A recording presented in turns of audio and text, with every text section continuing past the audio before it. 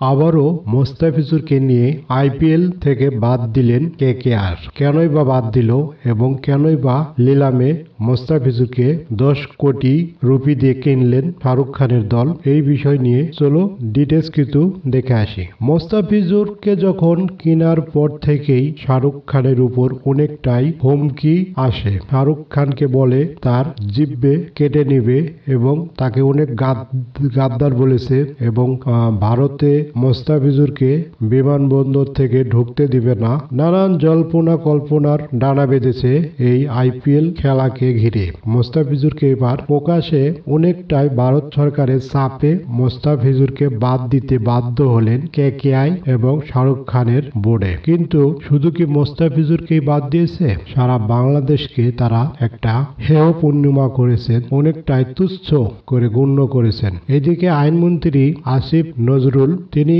একটি স্ট্যাটাসে বলছে শুধু মোস্তাফিজুরকে বাদ দেওয়ার জন্যই তিনি আর নয় গোলামি। তিনি বোর্ডকে চিঠি দিয়েছেন ভারতে বিশ্বকাপ খেলতে যাবেন না বাংলাদেশ দল, ভারত থেকে অন্য দেশে সরিয়ে নেওয়ার জন্য আহ্বান জানিয়েছেন আসিফ নজরুল। তাহলে কি আবারও টানাপোড়া পড়ল ক্রীড়া অঙ্গনে? মোস্তাফিজুর হয়তো কিছু আর্থিক ক্ষতি হইল, কিন্তু মোস্তাফিজুর কি দমে গেছে বা থেমে যাবে? কখনোই না। মোস্তাফিজুর চলবে তার নিজস্ব গতিতে, বারুদের মতন হয়ে উঠবে। আক্রোশ এবং প্রতিবাদী কণ্ঠ নিয়েই এবার মোকাবেলা হবে।